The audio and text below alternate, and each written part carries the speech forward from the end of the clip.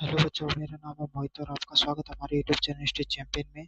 तो जैसा कि आप जानते हो, अभी आपका जो हर्बल प्लांट्स है उसका जो पेपर हुआ है, उसके आंसर्स किए वो मैं आपके सामने लेके आ गया हूँ फोर्थ सेमेस्टर वाले विद्यार्थियों की। तो चलो शुरू करते हैं अपन वीडियो को। इससे पहले आपको चैनल को सब्सक्राइब कर देना है, वीडियो को लाइक कर देना है और अपने दोस्तों को जरूर से शेयर कर देना है। पहला नंबर प्रश्न है, हर्बल उपचार उपचार के मुख्य रूप से किस चिकित्सा प्रणाली का उपयोग में लिया जाता है? तो किस चिकित्सा प्रणाली का उपयोग में लिया जाता है? आयुर्वेद चिकित्सक प्रणाली है वो किससे जुड़ी? हर्बल उपचार से जुड़ी हुई है। अगले वाले प्रश्न की तरफ बढ़े, भारत में औषधीय पौधों को ज्ञान किस माध्यम से सुरक्षित रखा जाता है? तो मौखिक परंपराओं और चरक संहिता जैसे ग्रंथों के माध्यम से। तो आपका जो भारत है वहाँ पे औषधीय पौधों का जो ज्ञान है उसका किस माध्यम से? मौखिक परंपराओं और चरक संहिता जैसे ग्रंथों से। 2 नंबर प्रश्न इसका सही आंसर ऑप्शन नंबर ए होने वाला है। 3 नंबर प्रश्न की तरफ बढ़ूं, प्राचीन ग्रंथ चरक संहिता किस परंपरा चिकित्सा प्रणाली से संबंधित था? तो 3 नंबर प्रश्न का सही आंसर क्या होगा?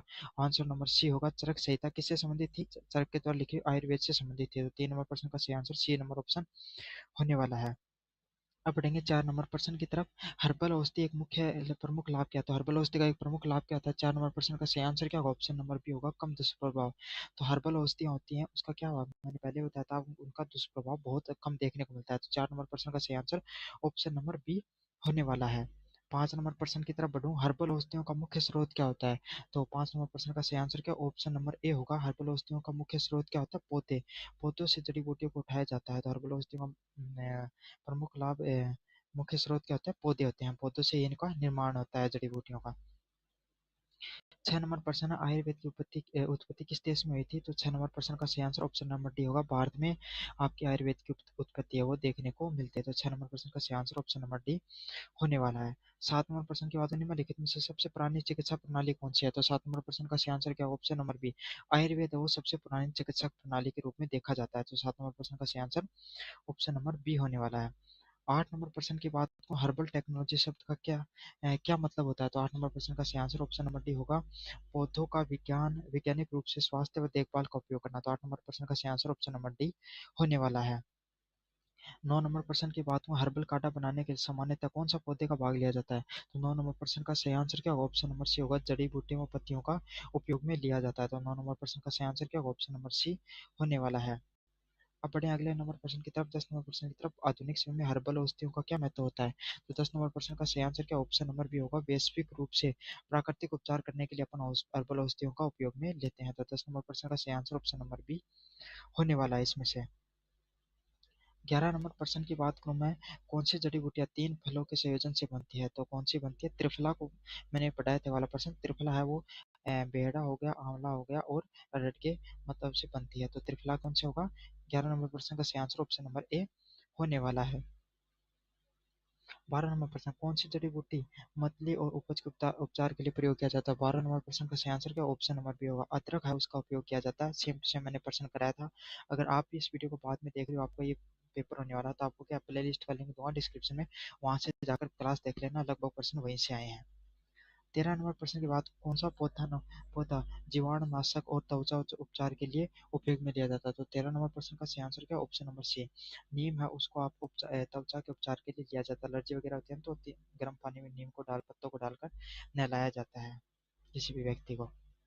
14 नंबर प्रश्न, कौन सी जड़ी बूटियां पारंपरिक रूप से प्रतिरोधकता बढ़ाने और बुखार के उपचार के लिए उपयोग की जाती है? 14 नंबर प्रश्न का सही आंसर क्या? ऑप्शन नंबर बी, गिलोय है उसका प्रयोग आप प्रतिरोधक क्षमता को बढ़ाने के लिए और बुखार के उपचार के लिए उपयोग में लेते हो। तो 14 नंबर प्रश्न का सही आंसर ऑप्शन नंबर बी होने वाला है। 15 नंबर प्रश्न की बात कौन, चिरायता मुख्य रूप से किस बीमारी के उपयोग में होती है? तो 15 नंबर प्रश्न का सही आंसर क्या होगा? ऑप्शन नंबर ए होगा, मलेरिया व पाचन संबंधित शिकारों के लिए आपको चिरायता का मुख्य रूप से उपयोग किया जाता है। सेम टू सेम मैंने प्रश्न कराए थे आपके सामने। 16 नंबर प्रश्न की बात, निम्नलिखित में से कौन सी जड़ी बूटी पीले रंग की होती है और इसका प्रयोग सूजन रोधी के लिए किया जाता है? तो हल्दी होती है, ये मुख्यतः किस रंग की होती है? पीले रंग की होती है और इसका प्रयोग सूजन रोधी गुणों के लिए किया जाता है। 17 नंबर प्रश्न की बात को, फार्माकोग्नोसी शब्द का उपयोग किस में कहाँ पर होता है? तो 17 नंबर प्रश्न का सही आंसर क्या होगा? ऑप्शन नंबर ए होगा, प्राकृतिक दवाओं के अध्ययन के लिए आपको फार्माकोग्नोसी शब्द का उपयोग में लिया जाता है। तो 17 नंबर प्रश्न का सही आंसर ऑप्शन नंबर ए होने वाला है। 18 नंबर प्रश्न की तरफ बढ़ूं, औषधियों में नीम का कौन सा भाग सबसे अधिक उपयोग होता है? तो पत्तियां और छाल है उसको सबसे अधिक उपयोग किया जाता है। तो 18 नंबर प्रश्न का सही आंसर ऑप्शन नंबर सी होने वाला है। तो मैंने बताया, पत्तियों को डालकर नहलाया जाता है, छाल को घिसकर कोई फोड़े वगैरह हो उस पर लगा दिया जाता है उसको। 19 नंबर प्रश्न की तरफ बढ़े, कौन सी जड़ी बूटी आंवला, हरितकी और विपतकी का मिश्रण है, तो कौन सा होती है? 19 नंबर प्रश्न का सही आंसर क्या? ऑप्शन नंबर बी त्रिफला होती है, उसमें आंवला, हरितकी और विपतकी का मिश्रण होता है। तो 19 नंबर प्रश्न का सही आंसर क्या? ऑप्शन नंबर बी होने वाला है। 20 नंबर पर भारतीय घरों में हल्दी को आमतौर पर किस रूप में उपयोग किया जाता है? तो 20 नंबर प्रश्न का सही आंसर क्या होगा? ऑप्शन नंबर सी, खाना पकाने और पारंपरिक चिकित्सा में हल्दी का उपयोग में लिया जाता है। तो 20 नंबर प्रश्न का सही आंसर ऑप्शन नंबर सी होने वाला है। 21 नंबर प्रश्न की बात करें, कैंसर उपचार के लिए उपयुक्त विनब्लस्टिन किस जड़ी बूटी में पाया जाता है? तो 21 नंबर प्रश्न का सही आंसर क्या होगा? ऑप्शन नंबर डी, कैथेरस रोजेस का उपयोग किया जाता है। सेम टू सेम मैंने प्रश्न कराया था आपके सामने, वो देखने को मिला है। 22 नंबर प्रश्न की बात को विदानिया सोमीफेरा की ओर से किस नाम को जाना जाता है? तो विदानिया सोमीफेरा के नाम से किसको जाना जाता है? 22 नंबर प्रश्न, इसका सही आंसर क्या? ऑप्शन नंबर सी होगा आपके सामने, अश्वगंधा को विदानिया सोमीफेरा के नाम से जाना जाता है। 23 नंबर प्रश्न की तरफ बढ़ो, निम्नलिखित में से कौन सी जड़ी बूटी अस्थमा के उपचारों में प्रभावी होती है? तो 23 नंबर प्रश्न का सही आंसर क्या होगा?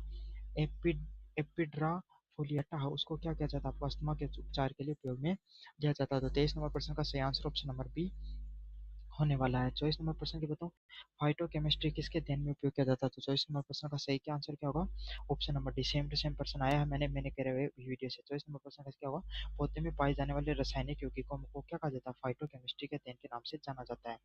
25 नंबर प्रश्न की बात हो, कौन सी जड़ी बूटी प्रतिरोधक मतलब इम्यूनिटी और टॉनिक को बढ़ाने के उपयोग की जाती है? तो कौन सी की जाती है आपको? 25 नंबर प्रश्न का सही आंसर क्या होगा? ऑप्शन नंबर सी होगा, विदानिया सोमेफेरा का उपयोग में लिया जाता है। 26 नंबर प्रश्न की तरफ बढ़ूं, औषधीय पौधों में सक्रिय घटक क्या होते हैं? तो 26 नंबर प्रश्न का सही आंसर क्या होगा? ऑप्शन नंबर ए, उपचार के प्रति जिम्मेदार जैव सक्रिय यौगिकों को यूज किया जाता है। 27 नंबर प्रश्न की तरफ बढ़े, कैथरस रोजस किस प्रकार का यौगिक उत्पन्न करता है? तो 27 नंबर प्रश्न का सही आंसर क्या होगा? ऑप्शन नंबर बी, विका एल्कलाइड है, उसको कैथरस रोजस में यौगिक होता है, उसको बनाने में यूज किया जाता है। 28 नंबर प्रश्न की तरफ बढ़े अपन, कौन सा पौधा तनाव और चिंता को दूर करने के लिए उपयोग किया जाता है? तो 28 नंबर प्रश्न का सही आंसर क्या होगा? अश्वगंधा, उसको तनाव और चिंता को दूर करने के लिए उपयोग में लिया जाता है। तो 28 नंबर प्रश्न का सही आंसर ऑप्शन नंबर बी होने वाला है। 29 नंबर प्रश्न की तरफ बात करूं, फाइटोकेमिकल परीक्षण किस चीज का पता लगाने के लिए किया जाता है? तो 29 नंबर प्रश्न का सही आंसर क्या होने वाला है? सक्रिय पौधे में जो यौगिक पाए जाते हैं उसको फाइटोकेमिकल का टेस्ट को यूज किया जाता है डिटेक्ट करने के लिए। 30 नंबर प्रश्न की बात करूं, एपेड्रा को सामान्य उपयोग किस रोग की क्रिया में किया जाता है? 30 नंबर प्रश्न का सही आंसर क्या होने वाला है आपके सामने? ऑप्शन ए, श्वसन विकारों से बचने के लिए आपको एपेड्रा नामक को यूज किया जाता है। 31 नंबर प्रश्न की बात करूं, औषधियों में मिलावट का क्या अर्थ होता है? तो औषधियों में मिलावट का क्या अर्थ होता है? आपको 31 नंबर प्रश्न का सही आंसर क्या ऑप्शन नंबर होने वाला है? जड़ी बूटियों में औषधीय पदार्थों को मिलाना, उसको एडल्ट्रेशन के नाम से जाना जाता है और मिलावट के नाम से जाना जाता है। 32 नंबर प्रश्न की बात को, हर्बल दवाओं में एल्कलॉइड की पहचान के लिए कौन सा परीक्षण किया जाता है? तो 32 नंबर प्रश्न का सही आंसर क्या ऑप्शन नंबर डी होगा, हर मेयर्स परीक्षण का उपयोग में किया जाता है हर्बल दवाओं में एल्कलॉइड की पहचान करने के लिए। 33 नंबर प्रश्न की तरफ बढ़े, दवा मूल्यांकन का एक प्रकार कौन सा है? तो 33 नंबर प्रश्न का सही आंसर क्या होगा? ऑप्शन नंबर बी, भौतिकी, रासायनिक और जैविक है, ये भाग होते हैं दवा मूल्यांकन के। तो 33 नंबर प्रश्न का सही आंसर ऑप्शन नंबर बी होगा। 34 नंबर प्रश्न की तरफ बढ़े, हर्बल दवाओं की जैविक जांच में क्या शामिल होता है? तो हर्बल दवाएं होती हैं, उसकी जैविक जांच में क्या शामिल होता है? जीवों पर प्रभाव का परीक्षण करना। तो 34 नंबर प्रश्न का सही आंसर ऑप्शन नंबर सी होगा। 35 नंबर प्रश्न की तरफ बढ़े, फाइटोकेमिकल स्क्रीनिंग का परीक्षण किया जाता है, तो किस चीज़ के लिए किया जाता है? द्वितीय उपचार जैसे एल्कलाइड व फिनोलिक यौगिकों को पहचानने के लिए। तो 35 नंबर प्रश्न का सही आंसर ऑप्शन नंबर ए होगा। 36 नंबर प्रश्न की तरफ बढ़े, हर्बल दवाओं में मिलावट का किस प्रकार पड़ता है? तो 36 नंबर प्रश्न का सही आंसर ऑप्शन नंबर ए होगा, गुणवत्ता और सुरक्षा पर हर्बल दवाओं की मिलावट का प्रभाव पड़ता है। 36 नंबर प्रश्न का सही आंसर ऑप्शन नंबर बी होने वाला है। 37 नंबर प्रश्न की तरफ बढ़े, कौन सी विधि हर्बल दवाओं में शुद्धता सुनिश्चित करने के लिए उपयोग में लाई जाती है? तो 37 नंबर प्रश्न का सही आंसर क्या होगा? ऑप्शन नंबर ए, सूक्ष्मदर्शी और सूक्ष्म स्थूलदर्शी का मूल्यांकन करना। 37 नंबर प्रश्न का सही आंसर ऑप्शन नंबर ए होगा। 38 नंबर प्रश्न की तरफ बात करूं, फेनोलिक यौगिकों की पहचान के लिए कौन सा रसायन परीक्षण किया जाता है? तो 38 नंबर प्रश्न का सही आंसर क्या होगा? फेरिक क्लोराइड परीक्षण, उसका उपयोग किया जाता है फेनोलिक यौगिकों की पहचानने के लिए। 39 नंबर प्रश्न की तरफ बढ़े, हर्बल दवाओं में मिलावट का मुख्य कारण क्या होता है? तो आर्थिक लाभ, मतलब क्या लोग पैसे कमाने के लिए क्या करते हैं, उसमें दवाओं में मिलावट करते हैं। 40 नंबर प्रश्न की तरफ बढ़े। फार्मो कृषि में दवा मूल्यांकन क्यों किया जाता है? 40 नंबर प्रश्न का सही आंसर गुणवत्ता प्रभावशीलता सुनिश्चित करने के लिए। तो 40 नंबर प्रश्न का सही आंसर ऑप्शन नंबर सी होगा। अब आपके कितने परसेंट सही हुए हैं? कैसा रहा आपका पेपर? मैंने तो जितना पढ़ाया था लगभग उसी से पेपर देखने को मिला है। और बाकी अगर नए स्टूडेंट हो, अगर आपका बाद में पेपर होने वाला है, तो प्लेलिस्ट का लिंक डिस्क्रिप्शन में दूंगा, वहाँ से जाके जरूर से देख लेना वीडियो को। धन्यवाद। तो मेरा नाम है मोहित और आपका स्वागत है हमारे यूट्यूब चैनल हिस्ट्री चैंपियन में। तो जैसा कि आप जानते हो, आप थर्ड और फोर्थ सेमेस्टर के विद्यार्थी और आपका पेपर होने वाला हर्बल प्लांट्स, इससे संबंधित आपके सामने जितने भी महत्वपूर्ण एमसीक्यू हैं वो मैं लेकर आया हूँ। हमारी क्लास में आपको अलग क्या मिलेगा, हर्बल प्लांट आपको कहीं पर भी पढ़ोगे आप यूट्यूब पे डालोगे मिल जाएंगी क्लासेस, लेकिन मैं आपके साथ सिर्फ एमसीक्यू नहीं कराऊंगा, प्लस थ्योरी भी कराऊंगा और वही कंटेंट आपको पढ़ाऊंगा जो आपके एग्जाम में क्वेश्चन देखने को मिलेंगे। तो यही हमारी क्लास की खासियत रहती है, एकदम रिलेवेंट कंटेंट पढ़ाते हैं और थ्योरी के साथ पढ़ाते हैं। तो आपको क्या करना है, आपका काम सिर्फ इतना है, चैनल को सब्सक्राइब कर देना है, वीडियो को लाइक कर देना और अपने दोस्तों को ज़्यादा से ज़्यादा शेयर कर देना है। तो चलो शुरू करते हैं अपन वीडियो को। Which is the origin of the word Ayurveda. Ayurveda शब्द की उत्पत्ति किससे हुई है? तो किस शब्द से आपकी आयुर्वेद शब्द की उत्पत्ति हुई है? आयुर्वेद शब्द की है वो कहाँ से उत्पत्ति हुई? संस्कृत शब्द से उत्पत्ति हुई है आयुर्वेद शब्द की। अगले वाले प्रश्न की बात करें, which of the following text is considered the foundation of Ayurveda. निम्नलिखित में से कौन सा ग्रंथ है वो आयुर्वेद के आधार माना जाता है? तो कौन सा माना जाता है? चरक संहिता है वो आयुर्वेद का क्या माना जाता है? आपके सामने आधार माना जाता है। मतलब सबसे पहले आयुर्वेद पे जिसने बताया था उसका क्या नाम था? उस व्यक्तित्व का नाम था चरक, और चरक के द्वारा किताब लिखी गई थी चरक संहिता। उसमें सबसे पहले आयुर्वेद की जो जड़ी बूटियाँ हुआ करती थी, प्राचीन समय में लोग जड़ी बूटियों के माध्यम से लोगों का उपचार करते थे। उस समय अपनी एलोपैथी तो होती नहीं थी उस समय, केमिकल वाली दवाइयाँ, तो वो क्या करते थे, जड़ी बूटियों से ही उपचार कर लेते थे। आपने आपके देखा होगा, आपके दादा हो गए और जो आपके परदादा अगर वो जीवित हैं तो वो अभी भी अपना इलाज कैसे करते हैं, कोई आपको जड़ी बूटियों वाला इलाज बताएंगे। तो यही है, ये कहाँ से निकल के आए? सबसे पहले आयुर्वेद, चरक संहिता में चरक ने आपको आयुर्वेद के बारे में बताया था। अगले वाले प्रश्न की बात करूँ, which part of the plant is mostly use in herbal medicine. Herbal औषधियों में पौधे का कौन सा भाग सबसे ज़्यादा यूज किया जाता है? तो आपको पता है हर पौधा होता है उसके अलग अलग भाग को आपके सामने यूज किया जाता है। जैसे मैं आपको उदाहरण दूँ, नीम है, नीम हो गया, आपके सामने तुलसी हो गई, इनका आप यूज करते हो तो किसका यूज करते हो? इनके आप क्या करते हो, पत्तियों का ज़्यादातर यूज करते हो। समझ में आ गया? आंवला हो गया, समझ में आ गया? आंवला हो गया, आंवले का क्या करते हो, फल का आप उपयोग में लेते हो। समझ में आ गया? कुछ पौधे होते हैं जैसे अश्वगंधा वगैरह हो गया, या फिर आपके सामने कुछ जड़ें होती हैं, जड़ों को आप क्या कर दिया किया जाता है, जैसे नीम होती है, नीम का कुछ पौधे होते हैं जिनकी जड़ों की क्या बनाते हैं अपन, कूट कर मतलब उनका यूज किया जाता है। कुछ ऐसे पौधे होते हैं जिनका अपन क्या यूज करते हैं, जैसे गिलोय हो गई, तो गिलोय की क्या करते हैं अपन, तना यूज करते हैं। समझ में आ गया आपको? नीम हो गया, नीम के भी अपने तने को घिसकर अपन लगाते हैं। तो मैंने आपको बताया हर भाग, लगभग पौधे का हर भाग है वो, उसको क्या अलग अलग पौधा होता है, उस अलग अलग जड़ी बूटी की अपनी अलग अलग खासियत होती है, उसका अलग अलग भाग है वो यूज किया जाता है आयुर्वेद के अंदर। तो यही आएगा, इसका क्या सही आंसर होगा? लगभग सभी है, पत्तियां, जड़ें, तना, सारे की सारी चीज़ों को आप कोई भी अलग अलग पौधे का अलग अलग उसकी उपयोगिता होती है। 4 नंबर प्रश्न की बात करूँ, आयुर्वेद की पारंपरिक प्रणाली लगभग कितने वर्ष पुरानी है? तो आयुर्वेद की जो परंपरा है वो कितने वर्ष पुरानी है? वो लगभग 5000 वर्ष पहले से ही हमारे जो भारतीय पद्धति है आयुर्वेद में क्या किया जा रहा है, लोगों का इलाज किया जा रहा है। और आयुर्वेद एक ऐसी पद्धति है जिसमें आप इलाज करवाते हो ना, तो क्या होता है, वो इलाज को रोकती नहीं है। जैसे आपको कोई बीमारी हो गई तो आप क्या करते हो, मेडिकल स्टोर पे जाते हो और दवाई ले लेते हो, एलोपैथिक दवाई लेते हो, तो वो क्या करता है, वो बीमारी को आगे बढ़ने से रोकता है, उसे खत्म नहीं करता। ये डिफरेंस है। आयुर्वेद क्या करेगा, वो जो बीमारी होती है उसको जड़ से खत्म कर देगा। इसीलिए कहते हैं ना कि जब आप ये जो एलोपैथिक दवाई लेते हो तो क्या बीमारी एक बार तो रुक जाती है दवाई लेने पर, लेकिन फिर से वापस उभर के आ जाती है। ये क्या करता है, रोक देता बीमारी को, रोगाणु को आगे बढ़ने से रोकता है, बल्कि उनको खत्म नहीं करता है। आयुर्वेद में क्या है, आयुर्वेद में क्या होता है, आयुर्वेद में समय लगता है। समझ में आ गया? आयुर्वेद के नियम कायदे ज़्यादा होते हैं, आपको थोड़ा सा आपको नियम मानने पड़ेंगे, उस हिसाब से अपनी जीवन शैली को सुधारना पड़ेगा। और फिर क्या हुआ, ये रोग को लेकिन जड़ से खत्म करेगा, साइड इफेक्ट नहीं होता है। एलोपैथी में क्या होता है, जल्दी आराम आएगा, समझ में आ गया आपको, है ना, रोकेगा, जड़ से खत्म नहीं करेगा, और इसके साइड इफेक्ट भी देखने को मिलते हैं। तो आयुर्वेद का यही फायदा होता है, आयुर्वेद है वो बीमारी को जड़ से खत्म करने का कार्य करता है। तो इसका सही आंसर क्या होगा, 5 वर्ष हजार पुरानी आपकी परंपरा है आयुर्वेद की। How does the Ayurveda literally mean, Ayurveda का शाब्दिक अर्थ क्या होता है? तो क्या होता है? जीवन का विज्ञान। आयुर्वेद का क्या अर्थ होगा? जीवन के विज्ञान के रूप में इसको जाना जाता है आयुर्वेद को, कि आयुर्वेद है वो किसका होता है? आपके जीवन है, इस पे आधारित विज्ञान होता है। अच्छा, आयुर्वेद का कार्य क्या है? आयुर्वेद क्या करता है कि कोई भी व्यक्ति होता हो गया ना, उसके 3 चीज़ों पे कार्य करता है। सबसे पहले उसके आहार को सुधारो। समझ में आ गया? आहार मतलब खाना पीना उसको ठीक करना पड़ेगा। आप कोई भी डॉक्टर के पास जाओगे ना, जुकाम होगी तो वो आपको कहेगा भाई खट्टा नहीं खाना है, ये नहीं खाना है, सर्दी में आपको नहीं घूमना है, तो ऐसे कुछ नियम बताएगा। फिर क्या बताता है? उस व्यक्तित्व का अपन जीवन शैली सुधारो। क्या बताएगा? सबसे पहले आयुर्वेद में आहार सुधारो, फिर क्या बताएगा? जीवन शैली सुधारो, और फिर क्या बताएगा कि वो उसने जो दवाइयाँ दी हैं उनको आप अच्छे से या फिर मेडिटेशन वगैरह करो, या फिर आप क्या करो, अपना जो ये जो दवाई दी है इनको लो। समझ में आ गया? तो आपका संपूर्ण रूप से आपको ठीक करने का कार्य करता है आयुर्वेद। तो इसका सही आंसर क्या होगा? आयुर्वेद को किस नाम से जाना जाता है? आपको आयुर्वेद को जाना जाता है जीवन के विज्ञान के ऊपर, कि आपके जीवन के ऊपर विज्ञान है, उसको आयुर्वेद के नाम से जाना गया है। Who is known as the father of Ayurveda, Ayurveda के जनक किसको माना जाता है? तो मैंने क्या बताया था आपको, धन्वंतरी है, उसको क्या माना जाता है? आयुर्वेद का जनक माना जाता है।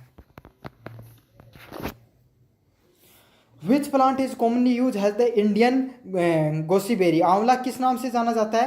तो इंडियन, इसको अच्छा आपको इस नाम से नहीं याद करना है, इंडियन गोसीबेरी नाम आएगा इसका, है ना? उस नाम से किसको जाना जाता है? आंवले को जाना जाता है। तो इंडियन शब्द देखकर आप आंवला लगा देना, क्योंकि बेर की तरह ही तो होता है आंवला भी, तो यही होगा इसका सही answer. How what is the main objective of Ayurveda, Ayurveda का मुख्य उद्देश्य क्या होता है? मुख्य उद्देश्य होता है लॉन्गेविटी एंड हेल्थ, दीर्घायु और स्वास्थ्य पर ध्यान देना। तो आयुर्वेद का मुख्य उद्देश्य यही होता है कि आप अपनी लंबी आयु पे आपका कार्य करेगा और आपको स्वास्थ्य को सुधारने का कार्य करेगा। तो इसका सही आंसर क्या? ऑप्शन नंबर बी होगा, आपके दीर्घायु लंबी आयु के लिए कार्य करता है और आपका क्या है? स्वास्थ्य उसको सुधारने का कार्य करता है। तो इसका सही आंसर ऑप्शन नंबर बी होने वाला है।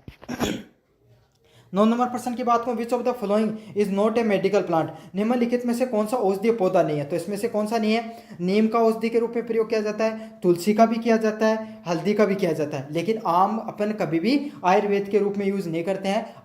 आम एक फल है जिसको अपन खाद्य पदार्थ के रूप में यूज किया जाता है। तो इसका सही आंसर क्या होगा? मैंगो, आम है वो एक खाद्य पदार्थ है, ना कि कोई औषधि के रूप में कार्य करता है। द टर्म द्रव्य गुण इन आयुर्वेद रेफर्स टू, तो द्रव्य गुण का क्या तात्पर्य है? तो द्रव्य गुण का क्या तात्पर्य होता है आपका? प्रॉपर्टीज ऑफ ड्रग्स, औषधियों के जो गुण होते हैं उसको द्रव्य गुण के नाम से जाना जाता है। कोई भी औषधि है, उसका कोई भी गुण है, कोई खास प्रकार की उसमें जो क्वालिटी है, उसको द्रव्य गुण के नाम से अपन जानते हैं। अगले वाले प्रश्न की बात को, which plant is known as the anti inflammatory properties, तो किस पौधे में सूजन रोधी गुण होते हैं? तो कौन सा था? मैंने आपको बहुत बार बताया है ये प्रश्न कि हल्दी में सूजन रोधी गुण होते हैं। मतलब हल्दी होती है वो क्या करती है, आपको अगर किसी व्यक्ति के सूजन आ गया, हल्दी लगा दो, उसका सूजन है वो सही हो जाएगा। इन आयुर्वेद व्हाट इज ट्राइडोसा, तो त्रिदोष किस नाम से जाना जाता है? तो त्रिदोष क्या होते हैं? वात, पित्त और कफ होते हैं, उसको त्रिदोष के नाम से जाना जाता है। किसको? वात, पित्त और कफ हो गया, उसको त्रिदोष के नाम से जाना जाता है आयुर्वेद में। और ये क्या होता है? ये एक प्रकार के आपके शरीर में दोष होते हैं। अगर ये शरीर में आपके पास वात मतलब फुंसी होते हैं, जो मवाद हो जाती है वो हो जाए।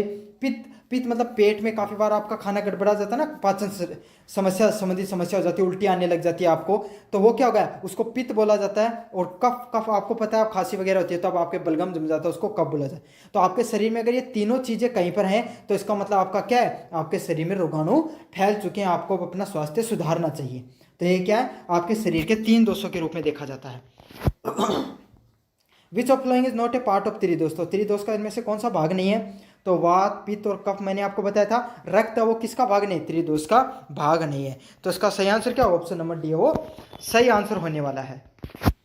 What is the role of rasa in the Ayurveda medicine, तो आयुर्वेद औषधि में रस का क्या महत्व होता है? तो रस क्या करता है? आपको कोई भी चीज़ का रस लेते हो वो क्या करता है? आपको स्वाद देने का कार्य करता है। तो इसका सही आंसर क्या होगा? ऑप्शन नंबर बी है वो सही आंसर होगा। इसका कार्य होता है स्वाद देने का, रस का। अगले वाले प्रश्न की बात करूं, 15 नंबर प्रश्न की, which turmeric Ayurvedic herb is considered a brain tonic, तो निम्नलिखित में से कौन सी आयुर्वेदिक जड़ी बूटी आपको मस्तिष्क टॉनिक के रूप में जाना जाता है? मतलब ये क्या होगा, अगर आपकी जो मानसिक यादाश्त वगैरह वो कमज़ोर होने लग गई है तो आपको कौन सी टॉनिक का यूज़ करना चाहिए? ब्राही नामक एक जो जड़ी बूटी आती है उसको आपको उपयोग में लेना चाहिए। अब आपके पास को यूनिट नंबर 2 की, ये क्या है, औषधीय पौधों की पहचान और उपयोग से संबंधित है। पहले नंबर प्रश्न की बात करूं, which 3 herbs are consider to make the triphala. Triphala बनाने के लिए आपको किन से प्रकार के आपको यूज करना चाहिए? तो किस प्रकार का यूज करना चाहिए आपको? आंवला, हरड़ व बेहड़ा। तो बेहड़ा, हरड़ व आंवला वगैरह इसको यूज किया जाता है और त्रिफला मोस्टली है ना च्यवनप्राश वगैरह में यूज करते हैं। अगले वाले प्रश्न की बात को, what is the main benefit of the triphala in the Ayurveda medicine. तो आयुर्वेद में त्रिफला की क्या लाभ होता है? तो क्या करता है, आपके पाचन में सहायक होता है, डाइजेस्टिव एड के रूप में इसको जाना जाता है। आपकी पाचन शक्ति उसको क्या करता है, इंप्रूव करता है। तो इसका सही आंसर क्या, ऑप्शन नंबर सी होगा। आपकी पाचन शक्ति को मजबूत करने का कार्य होता है त्रिफला का। अगला प्रश्न की बात को, ginger is considered use to treat which disorder. अदरक का उपयोग किस बीमारी में सबसे अधिक सहायक होता है? तो कौन सा होता है आपको? अदरक का आप उपयोग कब कब करते हो? अदरक का उपयोग है, अदरक का सूट बन जाती है और उसको अपन कूट कर क्या करते हैं, काढ़ा वगैरह, जो अदरक हो गई, मेथी हो गई, इसका और अजवाइन वगैरह को मिलाकर अपन काढ़ा कर लेते हैं। किसके लिए करते हैं वो? पाचन के लिए करते हैं। और मितली मतलब आपको क्या आने लग गई है, आपको मतलब उबाक वगैरह आने लग गई है या फिर खांसी वगैरह आने लग गई है, तो आप किसका उपयोग करते हो? अदरक का उपयोग करते हो। अदरक और शहद को मिलाकर अपन क्या कर सकते हैं, आपको बहुत ज़्यादा खांसी आ रही है, सूखी और काफ़ी दिनों से नहीं जा रही है, तो आप क्या करो, अदरक और शहद का काढ़ा बनाकर अदरक को कूटो, उसका जूस निकाल लो, उसमें थोड़ा सा शहद डाल लो और पी लो। सोने के समय ले लो, पानी मत पियो, आपकी खांसी है वो ठीक हो जाती है।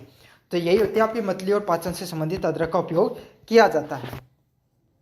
Which part of the ginger plant is medically use. अदरक पौधे का कौन सा भाग औषधि के रूप में उपयोग किया जाता है? तो कौन सा यूज किया जाता है? आपका जड़ है, उस भाग को आपको क्या किया जाता है, उस भाग को उपयोग किया जाता है औषधि के रूप में। तो 4 नंबर प्रश्न का सही आंसर क्या होगा? ऑप्शन नंबर बी है वो सही आंसर होने वाला है 4 नंबर प्रश्न का। 5 नंबर प्रश्न की बात को, neem is highly effective in treating which type of disorder. नीम किस प्रकार के रोगों के उपचार के लिए प्रभावी होता है? तो किस प्रकार के लिए होता है आपको, अब आपको भी पता होगा, आपको कभी ना कभी मतलब स्किन से संबंधित एलर्जी वगैरह हो गई होगी या फिर आपके माता निकली होगी, हाइपर वो होती है ना, क्या बोलते हैं उसको, मेरे दिमाग से निकल गया है, माता को इंग्लिश में बताना, टेक्निकल वर्ड में या मेडिसिन में क्या कहा जाता है। तो वो क्या आपके शरीर पे फुंसियाँ हो जाती हैं छोटी छोटी छोटी छोटी, जिसमें आपको हवा में जब बाहर जाने से रोका जाता है, उसमें आपको क्या किया जाता है, नीम को पानी में डालकर उबालकर आपको नहाया जाता है। डॉक्टर भी ये रिकमेंड करते हैं। तो ये किससे संबंधित होती है? आपकी त्वचा रोगों को सही करने के लिए अपन किसका उपयोग करते हैं? नीम का उपयोग करते हैं। Which property is strongly associate with neem. नीम से किस प्रकार के गुण को जोड़ा जाता है? तो नीम का क्या कार्य होता है? नीम आपको कीटाणु नाशक होता है। कीटाणु नाशक मतलब आपके शरीर में किसी भी प्रकार के कीटाणु वगैरह आने लग जाते हैं, मतलब आपके खुजली वगैरह होने लगे, बैक्टीरिया वगैरह फंगी वगैरह आपके शरीर में बढ़ गए, तो अपन क्या करते हैं, नीम का उपयोग कर लेते हैं, जिससे आपके शरीर में सही हो जाता है वो, मतलब कीटाणु वगैरह मारने का। तो एंटीसेप्टिक के रूप में कार्य करता है ये। नीम की पत्तियों से गर्म पानी में डालकर नहला देते हैं ना, छोटे बच्चे को भी नहलाया जाता है। गिलोय इज नोन एज। तो गिलोय को किस नाम से जाना जाता है? तो गिलोय को किस नाम से जानते हैं? गुडची। गुडची के नाम से भी जाना जाता है गिलोय को। गिलोय का टेक्निकल नाम अलग होता है, लेकिन गुडची नाम से भी उसको जाना जाता है। अच्छा, what is the major benefit of giloy in treatment. तो गिलोय का मुख्य लाभ क्या होता है? अब देखो, आपको जानना होगा गिलोय होती क्या है।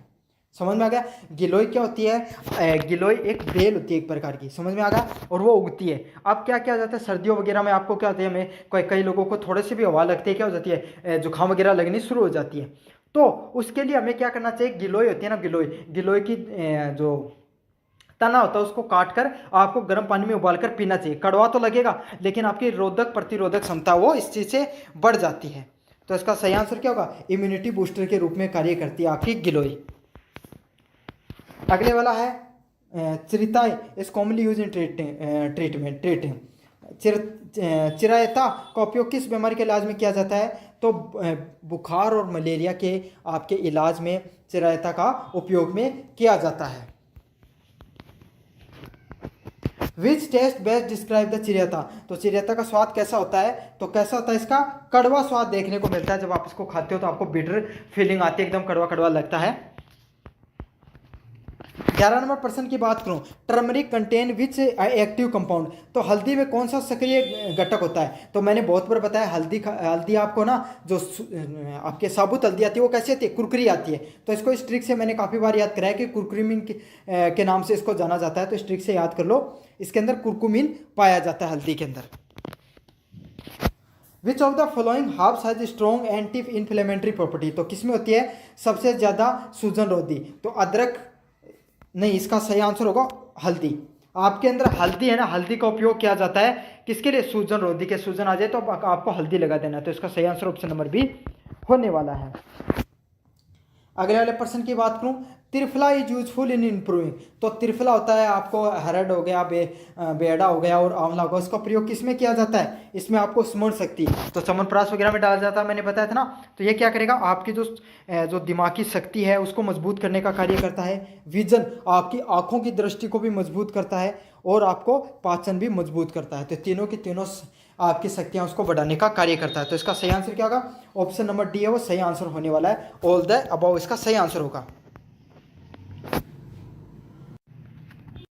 Which plant is often use in treating the jaundice and the liver disease, तो जिगर रोगों के निम्नलिखित में से कौन सा पौधा उपयोगी होता है? तो कौन सा होता है इसमें से? तो इसका सही आंसर क्या होगा? चिरायता है, उसका उपयोग में किया जाता है आपको जिगर से संबंधित रोगों से संबंधित। तो इसका सही आंसर ऑप्शन नंबर सी होने वाला है। 15 नंबर प्रश्न की बात करूं, giloy is classify under which category in Ayurveda, तो आयुर्वेद में गिलोय को किस श्रेणी में रखा जाता है? तो किस श्रेणी में रखा जाता है? रसायन की श्रेणी में रखा जाता है। समझ गया? केमिकल के रूप में आपको रसायन के गुणों के रूप में इसको रखा जाता है। अब बात करें अपन यूनिट नंबर 3 की तरफ, आपके सामने एंटी कैंसरस के बारे में, औषधियों के बारे में बात होगी इसमें। Which is the and botanic name of the Madagascar periwinkle, तो मेडागास्कर पेरीविंकल का वनस्पतिक नाम क्या होता है? तो मेडागास्कर पेरीविंकल किससे संबंधित होता है? तो इसका सही आंसर होगा ऑप्शन नंबर सी, कैथरेथस रोइजस के नाम से किसको जाना जाता है? मेडागास्कर पेरीविंकल को जाना जाता है। तो इसका सही आंसर ऑप्शन नंबर सी होने वाला है। अगले वाले की बात करूँ 2 नंबर की, कैथरेसस रोइसस इज वाइल्डली नोन एज, तो कैथरेसस रोजेसस को किसके लिए प्रसिद्ध है? तो किसके लिए प्रसिद्ध है? आपके सामने एंटी कैंसर प्रॉपर्टीज के लिए। तो कैथारेथस रोजेसस है, नाम रोज है लेकिन काम किसका करता है? कैंसर को रोकने का कार्य करता है, कैंसर रोधी के रूप में इसको जाना जाता है। 3 नंबर प्रश्न की बात करूं, which alkaloid is mainly responsible for anti cancer activities in the Catharanthus roseus, तो कैथारेथस रोजेसस में कैंसर रोधी गतिविधि के लिए कौन सा एल्केलाइड आपके समय उत्तरदायित्व होगा? तो सही आंसर क्या होगा? विक्रिस्टिन, तो विक्रिस्टिन है उसका उपयोग में लिया जाता है आपको कैंसर रोधी आपको गतिविधियों के लिए। 4 नंबर प्रश्न की बात करूं, which another anti cancer alkaloid is present in the Catharanthus roseus, तो कैथरेसस रोजेसस को में एक अन्य कैंसर रोधी एल्कोलाइड कौन सा होता है? तो कौन सा होता है इसमें से? इसका सही आंसर क्या होगा? विनब्लेस्टिन है, उसका उपयोग में लिया जाता है, विनब्लेस्टिन को उपयोग में लिया जाता है। The chemical test use to detect the alkaloid is, तो एल्कोलाइड के लिए पहचान के लिए कौन सा रासायनिक परीक्षण किया जाता है? तो कौन सा रासायनिक परीक्षण किया जाता है आपके सामने? सही आंसर क्या होगा? वेगनर टेस्ट है, उसको यूज किया जाता है कैंसर की जांच के लिए, कैंसर का पता लगाने के लिए। तो कौन सा टेस्ट किया जाता है आपका? वेगनर नामक टेस्ट है, उसका उपयोग में लिया जाता है, ये टेस्ट किया जाता है। इससे लोगों को क्या पता चलता है भाई इस व्यक्ति के कहाँ पर कैंसर वगैरह है। 6 नंबर प्रश्न की बात करूं, Catharanthus roseus mainly effect which type of cell, तो कैथरेसस रोजेसस मुख्यतः किस प्रकार की कोशिका को प्रभावित करता है? तो किसको करता है? जो इन्फ्लेमेटरी मतलब कैंसरस जो सेल होती है ना, कैंसर सेल होती है, उनको क्या करता है? प्रभावित करता है, उनको नष्ट करने का कार्य करता है। अब कैंसर की जो सेल होती है उनका क्या होता है? वो मतलब बहुत ज़्यादा आपके सामने जो आप खाना खाते हो तो इससे आपको एनर्जी मिलती है, उसको बहुत ज़्यादा एनर्जी को कंज्यूम करने का कार्य करती है। तो इसका सही आंसर क्या होगा? कैंसरस सेल है उसको सबसे ज़्यादा इफेक्ट करने का कार्य होता है कैथरेसस रोजेसस का। 7 नंबर प्रश्न की बात करूं, method of extraction of alkaloid from the Catharanthus roseus, Catharanthus roseus को एल्कोलाइड निकालने की कौन सी विधि होती है? तो इसका सही आंसर क्या होगा? ऑप्शन नंबर बी, सोलक्सेट निष्कर्षण। तो सोलक्सेट एक्सट्रैक्शन के लिए इसको उपयोग में कैथरेसस रोजेसस का उपयोग में लिया जाता है। अगले वाले प्रश्न की बात हो, which is the common name of Withania somnifera. तो विथानिमा सोगनिफेरा का सामान्य नाम क्या होता है? तो क्या नाम है इसका? Withania somnifera. तो सोमनिया है उसको किस नाम से जाना जा रहा है? अश्वगंधा को इस नाम से जाना जाता है। किसको जाना जाता है? अश्वगंधा को इस नाम से जाना जाता है। Which active compound is found in ashwagandha. तो अश्वगंधा में कौन सा सक्रिय यौगिक पाया जाता है? तो कौन सा पाया जाता है? विथेनोलाइड्स हैं उसका, वो जो यौगिक हैं, जो एक्टिव कंपाउंड है इस अश्वगंधा के अंदर पाए जाते हैं। तो कौन से पाए जाते हैं? विथेनोलाइड्स हैं वो पाए जाते हैं। अगले वाले प्रश्न की बात करूं, ashwagandha is widely use for. तो अश्वगंधा का उपयोग किसके लिए किया जाता है? तो किसके लिए किया जाता है? अश्वगंधा आपको पता, लोग शरीर के निर्माण, बॉडी बिल्डिंग के लिए, जो इम्यूनिटी को बढ़ाने के लिए, तनाव से मुक्ति के लिए, इन सब चीज़ों के लिए आपको उपयोग में लिया जाता है। तो किस किस में आप किया जाता है? शरीर की बॉडी को बनाने में, आपको इम्यूनिटी बढ़ाने के लिए और स्ट्रेस रिलीफर के रूप में इसको उपयोग में लिया जाता है। Which test is use to detect the steroid lactone like the withanolides जैसे यौगिकों की पहचान कौन सा परीक्षण करता है? तो कौन सा परीक्षण करता है इसमें से? केलर किलियानी परीक्षण उसका प्रयोग किया जाता है विथेनोलाइड जैसे यौगिकों की पहचान के लिए। 12 नंबर पर, अब इन प्रश्नों में कुछ नहीं किया जा सकता। देखो, इन प्रश्नों को आपको रटना ही होगा, याद करना ही होगा। अगर कोई बताने वाली, समझाने वाली चीज़ होती है तो मैं ज़रूर से समझा देता हूँ आपको, लेकिन अब ये कुछ ऐसी चीज़ें हैं जिनको आपको बस याद करना है। विथेनोलाइड्स का मुख्य कार्य क्या होता है? तो विथेनोलाइड्स का क्या होता है? एंटी मॉड्यूलेटरी, प्रतिरक्षा नियंत्रण के लिए। तो विथेनोलाइड्स को किस में उपयोग करते हैं? आपकी कोई भी शरीर के अंदर प्रतिरक्षा करने के लिए, जैसे आपके शरीर के अंदर जो खांसी जुकाम वगैरह होते हैं ना, तो उसको विथेनोलाइड्स आपको ले लेना चाहिए। इससे आपके क्या हो जाते हैं? वो इंप्रूव हो जाती हैं चीज़ें, एंटी इम्यूनिटी बढ़ती है आपकी। Which method is use to the extract withanolides. तो विथेनोलाइड्स को निकालने के लिए कौन सी विधि अपनाई जाती है? तो इसका सही आंसर क्या होगा? Alcoholic extraction. एल्कोहल का निष्कासन करने के लिए आपको इसमें से उपयोग में लिया जाता है। 14 नंबर प्रश्न की बात करूं, Withania somnifera belong to which family. तो विथानिया सोमनीफेरा किस कुल फैमिली का पौधा है? तो कौन सा पौधा है? सोलनसेला। तो सोलानेसी नामक जो पौधा है उसका कौन सा है? विथनिया सोगनीफेरा नामक पौधा है। उस जो सोलनेसी नामक जो पौधे के रूप में उसको जाना जाता है। अगले वाले प्रश्न की बात करूं, एपिहेड्रा फोलिएटा इज कॉमनली यूज फॉर। तो एपिहेड्रा फोलिएटा का सामान्य उपयोग किसके लिए होता है? तो किसके लिए होता है? आपके सामने रेस्पिरेटरी डिसऑर्डर के लिए इसको जाना जाता है, श्वसन रोग के लिए इसको जाना जाता है। तो जो आपके सामने एपिहेड्रा फोलिएटा, उसको किसके लिए जाना जाता है? श्वसन, जो आपके फेफड़ों से संबंधित या जो रेस्पिरेटरी सिस्टम से संबंधित, इसको जाना जाता है। अब बढ़े अपन यूनिट नंबर 4 की तरफ। ड्रग्स अडल्ट्रेशन रेफर टू, दवा मिलावट का क्या अर्थ होता है? तो अगर आपने कोई दवाई लेने के लिए गए और काफ़ी बार क्या कहते हो, मैंने दवाई तो ली थी लेकिन मेरे आराम नहीं आया। तो क्यों नहीं आता? क्योंकि वो दवाइयाँ असली होती नहीं, उसमें रियल केमिकल उसका उपयोग में किया ही नहीं जाता है। उसके अंदर क्या होती है? वो मिलावटी दवाएं होती हैं। तो इसका सही आंसर क्या होगा? घटिया क्वालिटी वाले पदार्थों का, केमिकलों का उपयोग करके आप दवाई बनाते हो, उसको ड्रग अडल्ट्रेशन के नाम से जाना जाता है। Which of the following is a type of intention adulteration. निम्नलिखित में से कौन सा जानबूझकर की जाने वाली मिलावट है? तो कौन सी प्रकार की जो दवाइयाँ होती है जिनमें आपको क्या कर दिया जाता है? जानबूझकर मिलावट कर दी जाती है। तो इसका सही आंसर क्या होगा? ऑप्शन नंबर बी होगा, addition of similar look substance. समान दिखने वाले पदार्थों की मिलावट की जाती है। समझ में आ गया? तो addition to the similar looking substance, समान दिखने वाले पदार्थ होते हैं ना, जैसे आपको काफ़ी बार लोग क्या करते हैं, पनीर जैसे कुछ चीज़ों को केमिकल वगैरह का उपयोग करके पनीर वगैरह बना लिया जाता है। तो यही होता है। ऐसे ही केमिकल वगैरह क्या होते हैं जिनमें सोल्ट, आपको कुछ कैल्शियम, रियल कैल्शियम यूज़ करना, लोग चूना यूज़ कर रहे हैं। तो यही होता है, समान दिखने वाला केमिकल है, सस्ता केमिकल उसमें मिला दिया जाता है। और क्या करते हैं? कुछ पैसे देकर जो सर्टिफिकेट वगैरह भी प्रदान ले लेते हैं। Physical elevation of the crude drugs include. कच्ची दवाओं के लिए भौतिक मूल्यांकन क्या शामिल होता है? तो क्या होता है? कच्ची दवाओं में टेस्ट एंड कलर, स्वाद और रंग है वो क्या होता है? आपकी कच्ची दवाओं में स्वाद व रंग दोनों का दोनों देखने को मिलता है। मतलब जो केमिकल होगा उसका असली स्वाद देखने को मिलेगा, उसका रंग भी देखने को मिलता है। Biological testing of the herb does help in. Herbal दवाओं का जैविक परीक्षण किस में सहायक होता है आपके लिए? तो किस चीज़ में सहायक होता है? इसका सही आंसर क्या होगा? Confirming the para pharmacological activity. तो औषधीय क्रियाओं की पुष्टि करने के लिए आपको क्या किया जाता है, हर्बल दवाओं का जैविक परीक्षण के लिए उपयोग में लिया जाता है। तो इसका सही आंसर क्या होगा, ऑप्शन नंबर सी है वो सही आंसर होने वाला है। औषधीय क्रियाओं की पुष्टि करने के लिए आपको इसका उपयोग में लिया जाता है। किसका, जैविक परीक्षण को यूज किया जाता है कि भाई ये औषधि हैं, ये सही से कार्य कर रही हैं नहीं कर रही हैं, वो शरीर पे उनको पहले आपको उपयोग में करते हैं यूज करने के लिए।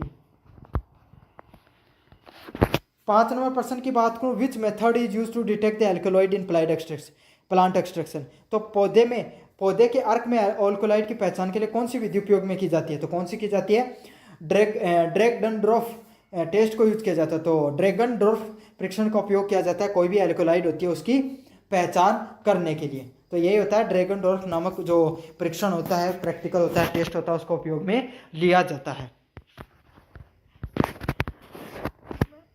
फिनोलोइक कंपाउंड आर डिटेक्टेड बाई, फिनोलोइक यौगिक की पहचान कैसे की जाती है, तो लैक्ट एस्टेट नामक क्या जाता है, एक परीक्षण किया जाता है, उसमें चेक किया जाता है फिनोलोइक जो यौगिक होते हैं उनकी। तो सही आंसर क्या होगा, लेड एस्टेट टेस्ट का इसमें उपयोग किया जाता है। 7 नंबर प्रश्न की बात करूं, adulteration due to the carelessness is called, लापरवाही के कारण हुई मिलावट को क्या कहते हैं, तो इसका सही आंसर क्या होगा, ऑप्शन नंबर बी, अनजाने में मिलावट की जाती है उसको क्या कहा जाता है, लापरवाही के कारण हुई मिलावट को जाना जाता है। मतलब आपको पता नहीं था और आपने से क्या हुआ, गलती से कोई अलग ड्रग्स डालना था और वो डल गया है, उसको क्या कहा जाएगा, अनइंटेंशनल अडल्ट्रेशन, अनजाने में हुई मिलावट के नाम से जाना जाएगा। काफ़ी बार ऐसे नहीं होते, आप कोई सब्जी बना रहे हो, उसमें आपकी नमक की जगह से चीनी डल गई, तो वही होता है। Which of these is a method of microscopic evaluation, निम्नलिखित में से कौन सा सूक्ष्म दर्शीय मूल्यांकन की विधि है, तो कौन सी विधि होती है इसमें से, आपके स्टोमेटल नंबर्स, स्टोमेटल जो संख्या होती है उसको किससे चेक किया जाता है, सूक्ष्म दर्शीय मूल्यांकन के नाम से जाना जाता है। तो किस नाम से जाना जाता है, स्टोमेटल नंबर्स को आपको किस नाम से जाना जाता है, माइक्रोस्कोपिक मूल्यांकन के नाम से जाना जाता है, माइक्रोस्कोपिक एवेल्यूशन के नाम से इसको जाना जाता है। 2 नंबर प्रश्न की बात करूं, alkaloids are mostly in, alkaloid को प्रायतः किस में यूज किया जाता है, तो एल्कोलाइड होते हैं ये बेस किसके नेचर के होते हैं, क्षारीय प्रकृति के होते हैं, बेसिक इन द नेचर के होते हैं। तो किस नेचर के होते हैं, आपके क्षारीय नेचर के होते हैं, क्षारीय प्रकृति के होते हैं। अगले वाले प्रश्न की बात करूँ, phytochemical screening is done in, phytochemical screening क्यों की जाती है, डिटेक्ट द एक्टिव कॉन्स्टिट्यूएंट्स, सक्रिय घटकों की पहचान के लिए। तो फाइटोकेमिकल होते हैं जो उसको किस चीज़ के लिए उपयोग में किया जाता है, कि एक्टिव जो कॉन्स्टिट्यूएंट है, सक्रिय घटक है, उनको पहचान करने के लिए आपको फाइटोकेमिकल्स को यूज किया जाता है। Which test is use to detect the tannin, tannin के पहचान के लिए कौन सा परीक्षण किया जाता है, तो फेरिक क्लोराइड टेस्ट होता है, फेरिक क्लोराइड टेस्ट को आपको उपयोग किया जाता है, किसको, टेनिन को पहचानने के लिए। तो किसका उपयोग किया जाता है, टेनिन को पहचानने के लिए फेरिक क्लोराइड टेस्ट को उपयोग में लिया जाता है। तो इसका सही आंसर ऑप्शन नंबर बी होने वाला है। Thin layer of the chromatography is use in, तो थिन लेयर ऑफ क्रोमेटोग्राफी का उपयोग किस चीज़ में किया जाता है, सेपरेशन ऑफ कंपाउंड, यौगिकों को अलग करने के लिए आपको थिन लेयर क्रोमेटोग्राफी को आप उपयोग करते हो। क्या किया जाता है, अलग अलग कलर होते हैं ना, अलग प्रकार के कंपाउंड होते हैं, उसको क्योंकि हर कंपाउंड होता है उसका अलग कलर होता है, इसके लिए उसमें जो क्रोमेटोग्राफी है उसका उपयोग यही किया जाता है, ताकि अलग अलग प्रकार का कौन सा केमिकल है उसको यूज करना चाहिए, किस प्रकार का केमिकल है उसको अलग करने के लिए यूज किया जाता है इसको।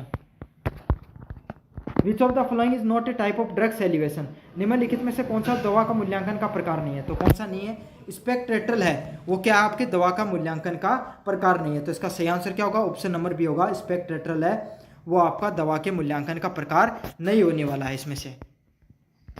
अगले वाले प्रश्न की बात करूं, adulteration of the powder drugs is detected by, powder दवाओं की मिलावट के लिए कौन सा पहचान किया जाता है, तो जो पतला पाउडर होता है भाई उसके लिए आप डिटेक्शन के लिए कौन से पाउडर का प्रयोग करते हो, सूक्ष्म दर्शी है उसका उपयोग में लिया जाता है। तो इसका सही आंसर क्या होगा, माइक्रोस्कोप है उसको आपकी पाउडर दवाओं की मिलावट के लिए पहचान में लिया जाता है, क्योंकि आपको पता भाई सूक्ष्मदर्शी माइक्रोस्कोप में ही जो दवाई होती हैं उसमें से क्या मिलावट की गई पता लग सकता, वरना नहीं पता लग सकता, बहुत ही महीन कण होते हैं, उसको आप सूक्ष्मदर्शी से ही देख सकते हो।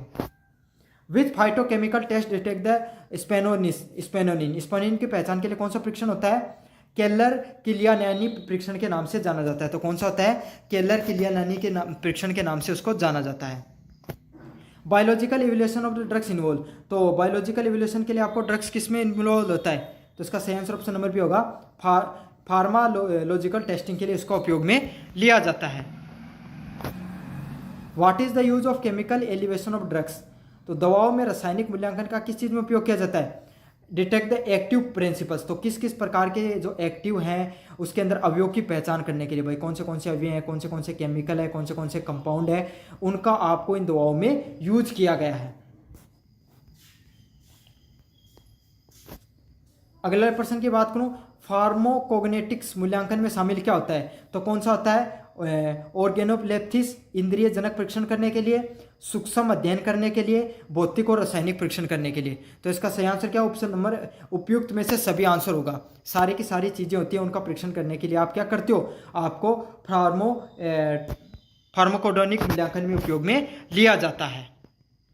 19 नंबर प्रश्न की बात को, फिनोलिक यौगिक का प्रयोग किसमें किया जाता है, एंटीऑक्सीडेंट के रूप में आपको फिनोलिक यौगिक के रूप में यूज किया जाता है एंटीऑक्सीडेंट। 20 नंबर प्रश्न, which of these is not A phytochemical, phytochemical नहीं है इसमें से, तो कौन सा नहीं है, कार्बोहाइड्रेट वो एक फाइटोकेमिकल नहीं होता, बाकी एल्कोलाइड हो गया, स्पोनिन हो गया, फ्लेकोनॉइड हो गया, वो आपको फाइटोकेमिकल से संबंधित होते हैं।